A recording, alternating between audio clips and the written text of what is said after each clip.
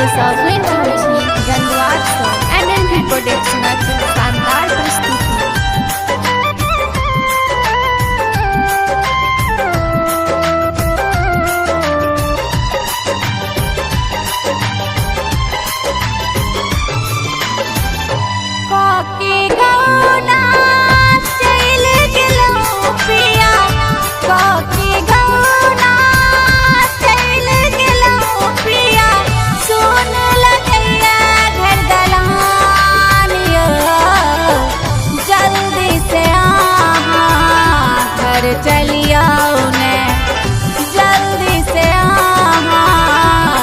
चलियाओ ने मुश्किल में फसल हमर जान यो पिया, मुश्किल में फसल हमर जान यो।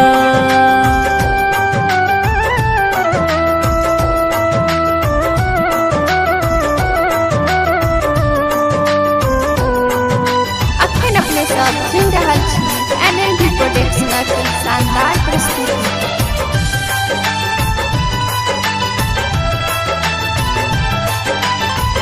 मजबूरी में छी हम धनी परदेसिए, चिंता न करू घर हम आयब लेट सेटिए।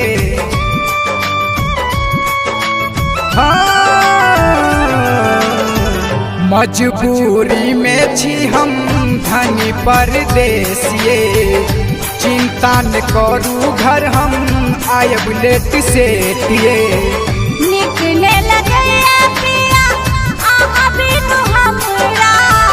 निकले लगे पिया आहा बिन हमरा, खाली पड़ल हमर से दियो, जल्दी से आहा घर चलियो ने, जल्दी से आहा घर चलियो ने, खाली पड़ल हमर से दियो यो पिया, खाली पड़ल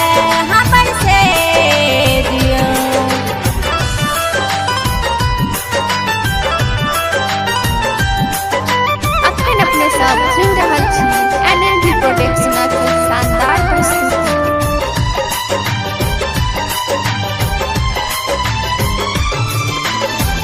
हाकिम बेदर्दी नहीं बुझे मजबूरी, बात हमर मानू सजनी चांद चकोरी।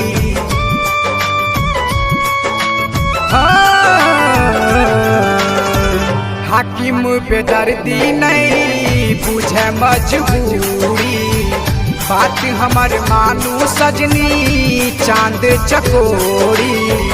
आहा बिन सुनू सजना देह छछ लइया, आहा बिन सुनू सजना देह छछ लइया, बन जुन पिया जी कठोरियो, जल्दी से आहा घर चलियाओ ने, जल्दी से आहा घर चलियाओ ने, मुश्किल में फसल हमर जान यो पिया, मुश्किल में फसल हमर जान यो।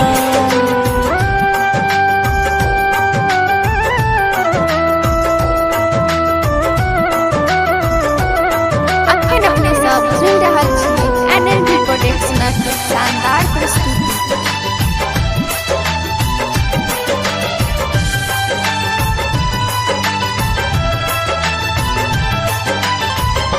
धीरज धरू सजनी आबै छी हम गाम, करत नीक लागैया नहीं हमरो कोनो काम।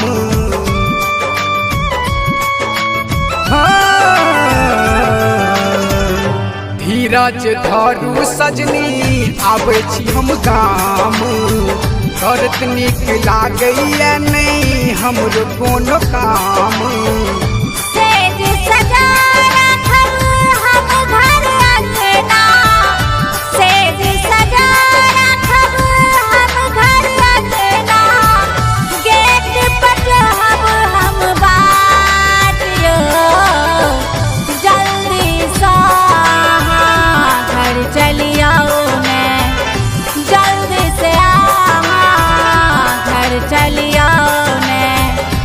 मुश्किल में फसल हमर जान यो पिया, मुश्किल में फसल